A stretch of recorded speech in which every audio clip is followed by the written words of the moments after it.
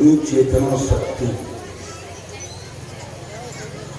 या विवेक आवृत हो तो वह श्रद्धा में चले। जैसे कल्पना करें, जिसकी अपनी आंखें सही काम करती है तो ठीक राह से चलेगा। उभर खाभर कीचड़ या कांटों से पैर बचा बचा कर रखेगा और अपनी आंखें नहीं है, अब दूसरे पर विश्वास भी नहीं करेगा। दूसरे के इशारे पर बाएं दाएं बचाकर नहीं चले, उसके पैर में कांटे चुभ जाए या कहीं रास्ते में गड्ढे में गिर जाए, संभव है। सदगुरु कबीर साहब की मूल पंक्ति है कि सुकृत वचन माने नहीं, आपुन करे विचार। कहीं कबीर पुकार के स्वप्न गया संसार। जिसके पास विवेक नहीं है, संत और शास्त्र के प्रति श्रद्धा भी नहीं है, उसका वर्तमान जीवन स्वप्न की तरह निरर्थक गुजर जाता है। तुलसीदास जी ने बड़ा अच्छा कहा,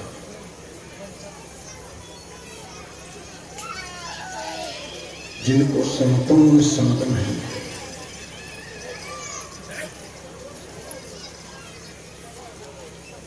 श्रद्धा नहीं है,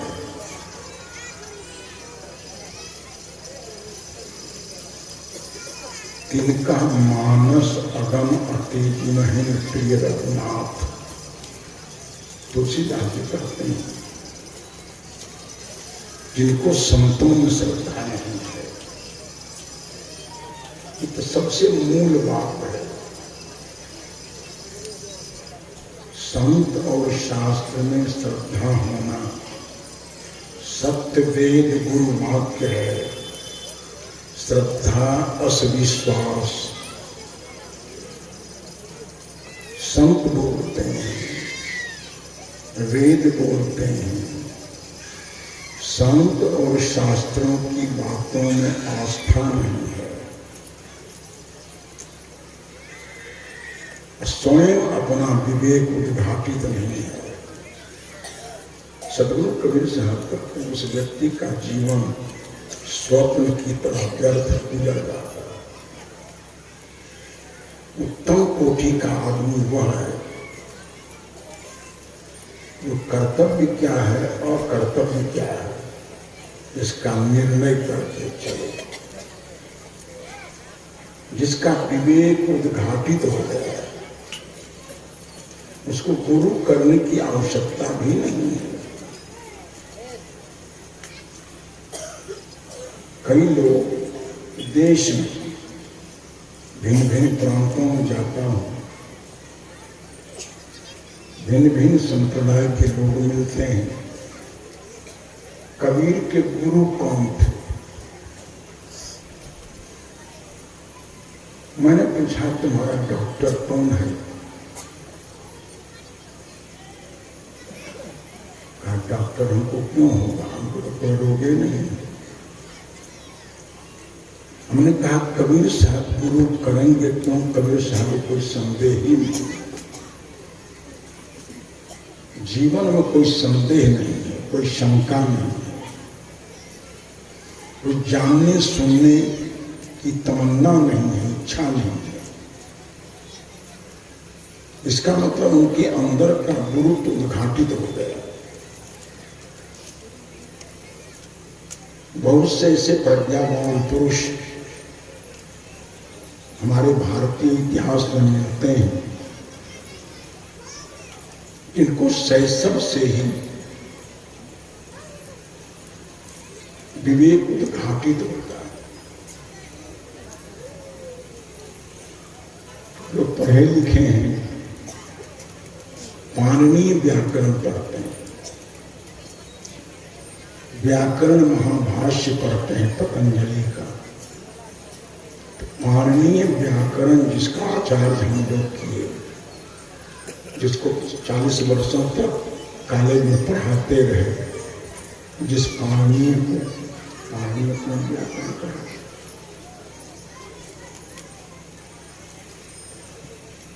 जिन वेदों का अध्ययन हम लोग करते हैं, वेद के दर्जनों रचयिता और रचयित्री हैं, ऋषि भी हैं और ऋषिकाएं भी हैं। 10,000 से ऊपर मंत्र है ऋग्वेद में, जिसमें दर्जनों ऐसे मंत्र हैं जिसकी रचयित्री ऋषिका है। वेद के पहले तो वेद नहीं था। जिन्होंने वेद मंत्रों की रचना की वो कौन वेद पढ़ा था? मूल व्याकरण हमारे यहाँ, जिसको पढ़ते पढ़ते पढ़ते पढ़ते तम भर जीवन भर पढ़ते हैं हम लोग। उस व्याकरण के रचयिता कौन व्याकरण पढ़ाते? उसी तरह से कबीर साहब का अपना विवेकत्व जागृत था बचपन से। ऐसे गीता में लिखा है, अनेक जन्म संसिद्धि ततो जाति परांगति। महाराज कृष्ण से अर्जुन ने पूछा कि भगवान कभी ध्यान कर रहा है, साधना कर रहा है, सारे आध्यात्मिक अनुसंधान कर रहा है, वो अनुसंधान पूरा नहीं, ध्यान पूर्ण नहीं हो सका, आध्यात्मिक अनुसंधान पूरे नहीं हुए, उसकी क्या गति होगी? महाराज कृष्ण ने कहा, देखो कोई आदमी दिन भर चला है और उसका गंतव्य वहां से 100 किलोमीटर है, 80 किलोमीटर पहुंचते पहुंचते सूर्यास्त हो गए, तो कल उसकी क्या गति होगी?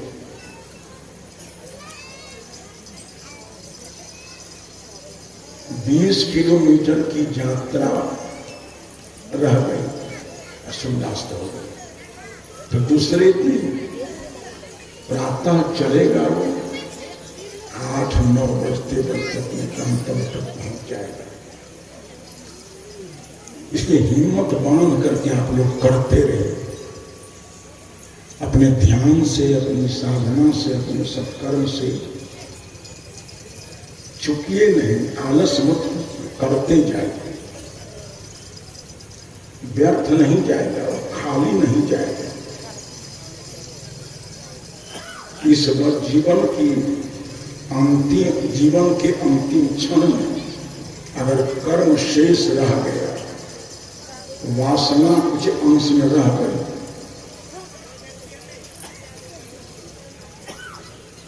तो पुनर्जन्म तो होना है। हम लोग तो पुनर्जन्मवादी हैं। हमारे देश में कम से कम 6 दर्शन हैं, न्याय है, वैशेषिक है, सांख्य है, योग है, वेदांत है, मीमांसा है। ये 6 आस्तिक दर्शन है। ये 6 आस्तिक दर्शन आत्मा में जिसकी आस्था है, ये लोग आत्मा को मानते हैं, पुनर्जन्म को मानते हैं, कर्म फल को मानते हैं। दर्शनों में बहुत मतभेद है। चारवाक है, चारवाक से पहले भी कुछ लोग हुए हैं, जो आत्मा को नहीं मानते, आज बहुत से लोग हैं आत्मा को नहीं मानते। महात्मा बुद्ध है, अज्ञानियों की चर्चा जब भगवान बुद्ध करते हैं, अज्ञानियों की पंक्ति में उस व्यक्ति को भी खड़ा करते हैं जो आत्मा को नित्य मानता है। इसलिए बुद्ध को भी लोग नास्तिक दर्शन करते हैं। पंच स्कंद उस तरफ मैं नहीं जाऊंगा, दार्शनिक तक चल रहे, मैं केवल यही कह रहा हूं, जो हमारे यहाँ के आस्तिक 6 दर्शन है, वो आत्मा को मानते हैं। उन्हीं दर्शनों के बीच हम लोग हैं। कबीर साहब पुनर्जन्म को मानते हैं, कर्म फल को मानते हैं। इस आस्तिक दर्शनों के मुताबिक थोड़ी चर्चा मैं अपने सामने करने जा रहा हूं। मैंने कहा, जहां से मैंने अपनी बातें शुरू की,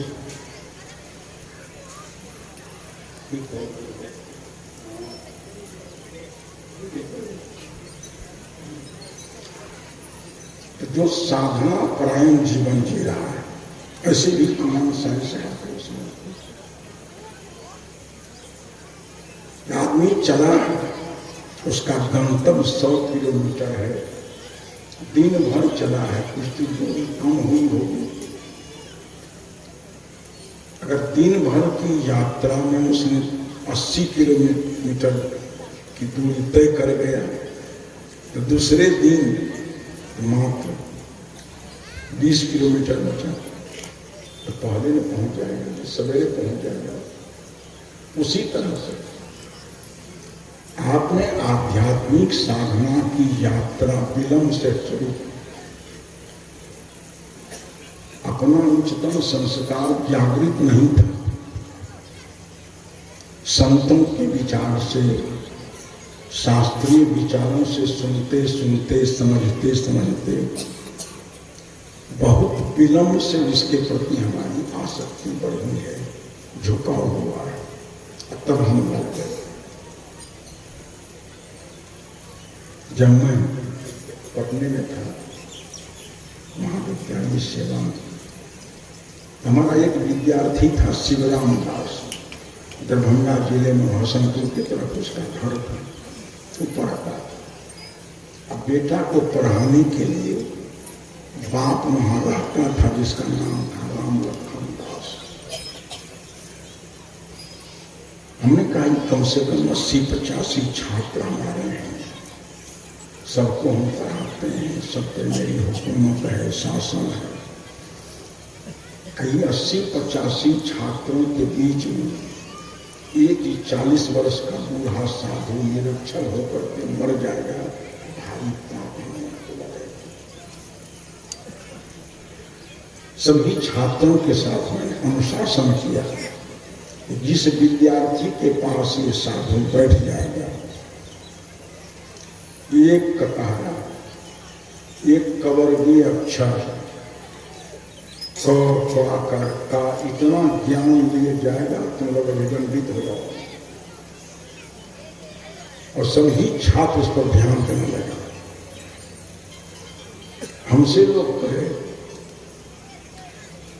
या क्या कर रहे हैं, दूर सुविधा पोषमान, हमके बेवकूफों की शब्दावली में शब्द है। बेवकूफ लोग कहते हैं कि मूल सुविधा पोषमान। मैं भारत के सफल जीवन की झांकियों में दर्जनों आदमी का नाम गिनाऊंगा मैं, जो 40-40 वर्ष की अवस्था में पढ़ना शुरू किया,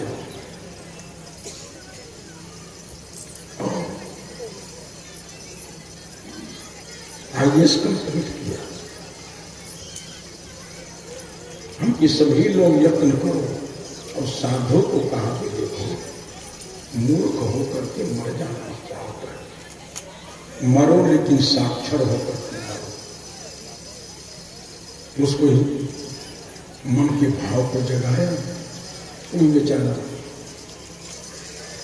कोशिश करें, आगे बढ़े। तो टूट गए थे। तो राम लखन दास हमसे कहे कि साहब क्या करें, दांत टूट जाते हैं तो हवे बढ़ जाते हैं। पवर्गीय अक्षर जिसका उच्चारण क से होता है, ओष्ठ से होता है, वो अक्षर उच्चरित ही नहीं होता, धावा रुकती नहीं। उनको फिर भी प्रयास करो लखनदास, आश्चर्य अपने को लगेगा। 40 वर्ष वाले साधु के साथ मैंने प्रयास जो शुरू किया, सभी छात्रों को कहा, एक मंत्रा का ज्ञान लिए बिना तुम्हारे पास से उठेगा तो वो सजामार हो जाओगे। और साधु के हृदय को भाव को भी जला दिया। 2 बजे रात में उठ करके कहा स्वीकार किए, पहुंचे। लगन लग जानी चाहिए, पढ़ने की लगन लग जाए, ध्यान साधना करने की लगन लग जाए। सदगुरु कबीर साहब ने कहा, लगन बिना बिन काज न सही है। बिना लगन से कोई काम सिद्ध नहीं होता है। हर आदमी के पास लगन चाहिए, साहस चाहिए, धैर्य चाहिए और आत्मविश्वास चाहिए। हर समय हर काम कर सकता है। बोल का होशमान, ये पंक्ति मूर्खों के शब्दकोश में है। अब तो समय नहीं है, मैं बताऊंगा अपने जीवन की घटना। भारतवर्ष में कैसे कैसे लोग सरगणेश दत्त को आप लोग जानते हैं। सरगणेश दत्त पटना जाने के रास्ते में बख्तियारपुर मिलता है। बख्तियारपुर के सामने टाल में भूमिहारों का गांव। एक दिन उसके घर में चिट्ठी आ गई। गणेशलाल चिट्ठी लेकर के केबिन में इनके पास गया, रेलवे कर्मचारी के पास। तो उसने कहा कि तुम्हारे गांव में कोई पढ़ा लिखा नहीं है, शर्म नहीं आती है, एक चिट्ठी पढ़ने वाला तुम्हारे पास नहीं है। बस सोई हुई चेतना जग गई। कल मैंने कहा सभी के पास प्रकृति प्रदत्त चेतना है और चेतना सबकी कुंठित हो गई। चेतना कुंठित होने के कई कारण हैं, कुछ कारणों पर मैंने प्रकाश डाला था। चेतना शक्ति उसकी कुंठित हो गई थी गणेश की। उसने जो कहा कि शर्म नहीं आती है कि भी मैं आया हो चिट्ठी पढ़वाने के लिए, बस फिर क्या करना था। चेतना जग गई। दूसरे दिन वो स्कूल में पढ़ना शुरू कर दिया गणेश। 22 वर्ष की करीब उम्र हो गई थी। 22 वर्ष की उम्र में जो पोथी, मनोहर पोथी पहले किताब होती थी, उसमें से काका मामा पापा पापा याद करता। सब लड़के हंसे कि देखी रे कोई बात और उसको प्रेरणा। लड़के हंसे तो उसके हृदय से और जोश उठे। उसमें मैट्रिक संविधान मैट्रिक पास किया। सरगणेश कलकत्ता यूनिवर्सिटी थी, वहां से ग्रेजुएशन किया। ग्रेजुएशन करके वो गणेशलाल इंग्लैंड चला गया। वहां से सर गणेश दत्त की उपाधि लेकर आया। दूर सुधा पोष मान लिया। हम लोगों ने प्रयोग करके देखा है कि दूर सुधा पोष मानता है।